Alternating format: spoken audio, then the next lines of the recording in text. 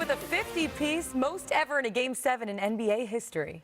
Steph, congratulations on the win tonight and on 50 points. Historic, you keep making history in these games. What went through your head at the start of this game, knowing that you were going to have a loud crowd to do the game that you did tonight? This has been it was a really fun series.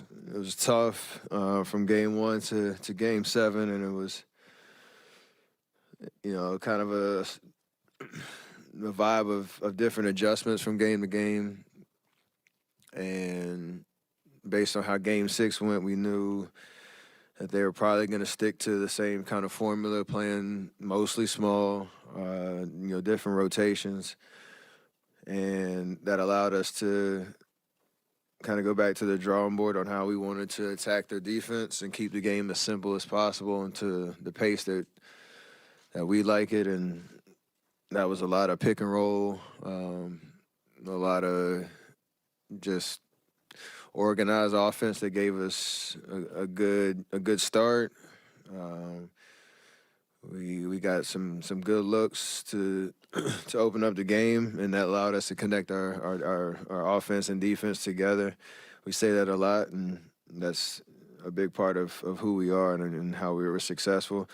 So for me, it was just about being aggressive in that scheme and being as consistent as possible. And obviously, I got up 38 shots for a reason because, we started to see where the holes were, and I could be ultra aggressive to get looks, and it worked.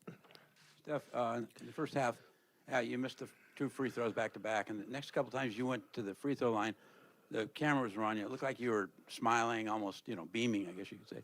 But what was that about? Why, Attitude can manifest a lot of things, and I told Q on the sidelines I've missed 4 or 5 free throws the last 2 games. Not like me, but never overthink it. Just enjoy the moment. So the smile was intentional and trying to just be in the present, and as simple as it is, just trying to make a free throw. So I like to have fun with it. Steph, Draymond just referred to Malik Monk, saying you guys were old, and might have been referenced in other places. How much motivation do you get out of that? How much is this team that's been together for so long has won so much just trying to kind of fight back people saying it's over for you guys? I think the competitive spirit's always in us, and we didn't need any sound bites to motivate us, but it did help to know, they thought they had something in the sense of the pace that, they tried to get the game to in game 6, and, that was a talking point for them. But at the end of the day, we knew who we are, and, these last 36 hours to regroup and try to figure out, what our adjustments are going to be and how we wanted to come out. We had a great talk yesterday and a great film session, and, there's still nerves and anxiousness and, anticipating a big night. But when we get out there, our experience took over and felt pretty comfortable from the jump. So it was a great experience. Steph, it looked like late in the game in particular, you had some things to say to the crowd, and you even motioned looked like you were lighting the beam. Just what goes through your head in moments like that? I mean, it's just the playoffs. Like, there's so much built into a series, especially when you go 7 games and, the fans get into it, and especially, Bay Area, NorCal kind of situation, their first time in the playoffs in a long time. So you just get, all that stuff kind of comes out when you get the job done. Sometimes you're on the wrong end of it. Sometimes, we had a lot of experience of winning series, so you just let all that out. It's this is hard. Like, this is winning at this level. There's a lot of narratives and commentary throughout game to game, and you're trying to block it all out and just focus on basketball. But at the end of it, there's fun with it too. Steph, right here. So obviously you just carried the team. You got 50 points, and the Draymond just called you dominate again. So who can stop Steph Curry? Hopefully, we'll never find out. Follow question. How does the NBA champion DNA make this team special and to handle Game 7? You can always go into the memory bank of, how you feel in these type of environments. Because like I said, there's still nerves and butterflies because it matters, and we love this atmosphere, and we've been doing it for a very long time. So once the ball drops, like, it's just playing basketball at the end of the day. And I think I said that after Game 6, like, you focus on the details of how you're trying to execute. You trust each other, everybody that's out there on the floor. We had great energy off our bench. Everybody who played came in with the right intentions. There's a lot of conversation and communication and togetherness on the bench, which is huge for us. And everything was connected. So when that happens and then you're on the court and you have clarity about what you're trying to do, good things usually happen. And it was a great time to kind of put it all together on the road in Game 7. Any early thoughts on Lakers series and just how schematically different you expect that to be? They're totally different than the Kings. Present a lot of different challenges. We know Bron really well. Played him a couple times, I think, since the trade, and they look extremely different. So I know they're playing good basketball, and it's weird, a 6-7 seed series. We get home court advantage, so we got to take advantage of that. But they're big, and we got to be able to have everybody, locked in on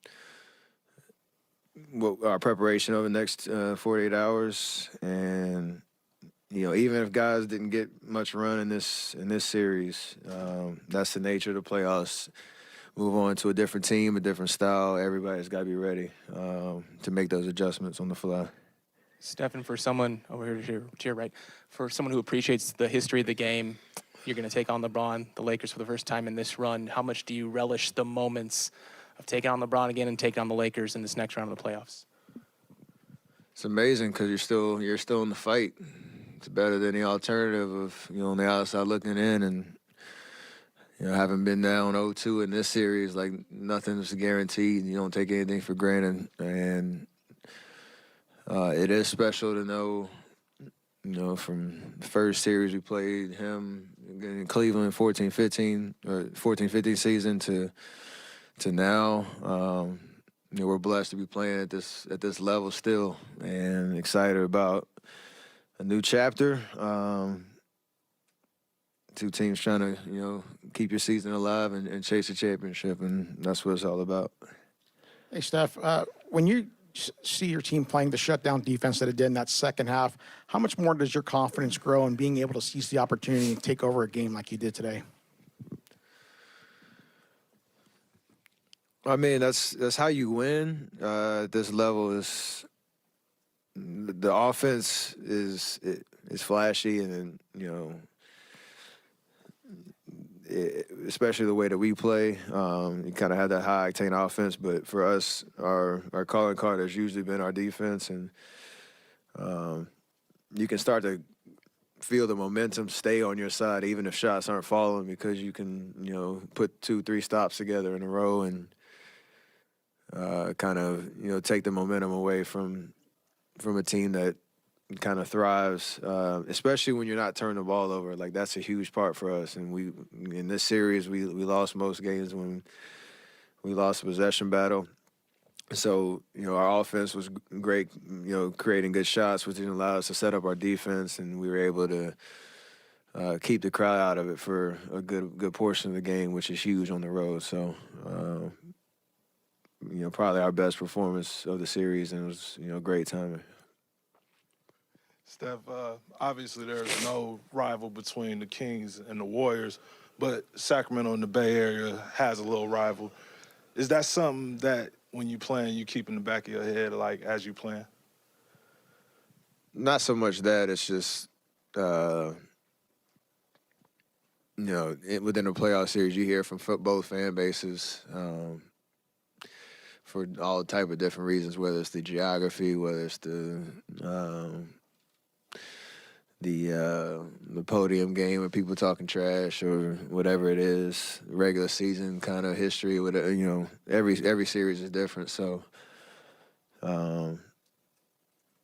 yeah, it's 2 series in a row we're playing California teams. It's kind of dope to know there is a little bit of history and connectivity within the different regions, but it doesn't really manifest itself in the way that we approach the game or anything like that. Hi, Steph. I feel like we ask you about Looney every night, but he corrals these balls, and you might miss, or somebody might miss, and you get 2 or 3 more chances because of him. I mean, he was a key part of this series, as we all saw. What does that mean to you to see the ball coming back at you after a miss and get another chance? He makes his presence felt, and it's amazing. Another 20 rebound game. I think he's had 3 this series, and special the way that, again, he just, like you said, gives us extra possessions. We're not the biggest team, and so he plays a lot larger than his size, and it's just awesome to know that over the last 2 years he's really created an identity of how he approaches games and how he helps us, and it's so valuable, to your point, because we take a lot of wild shots, and our skill set's on display a lot. But when he's doing what he did all series for us, it makes us that much better. And last year, when we won the championship, he was invaluable to that run, and hopefully, this performance continues. Steph, yeah.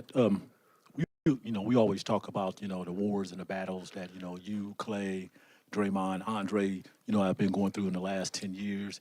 But the admiral of that ship is Steve Kerr. Could you elaborate, provide some commentary, on working with him these last few years? Because he definitely had you guys prepared for Game 7. I mean, there's a lot of trust in our staff, and, obviously Coach is a leader to, put us in positions to be successful. It's not an easy job, especially when we have so much talent that we have, to try to find the right combinations and the right rotations and all that. But he has a lot of trust in us, what we see, what we feel, and our input, and vice versa. So you don't have the success that we've had over the last 9 years without that trust and collaboration. But him being a player and having played for the legends that he played for and the teammates that he played with and the championship experiences that he's had, he brings all that wisdom to not just the X's and O's, but keeping everybody on the same page on what we're trying to accomplish and how we need to go about our business. And he's done that from day one, so still doing it. Steph, we've seen you do night and night, and now you're lighting the beam, and you've talked to fans a lot. How did you step up your trash talk game over the years, and where do you see it at right now? I do it differently, I guess, just like trying to have fun, whether it's the crowd or weird mannerisms and all that. Sometimes it's choreographed, sometimes it's not, but I never take it too serious. But yeah, more that you're in this fight, the more you kind of embrace that part of it, I guess, just because, you're defying the odds by, still playing at this high of a level. And I know everybody wants to see you fail. That's kind of the nature of, where we're at right now. So, we love when we still can prove a lot of people wrong. It's part of our vibe now.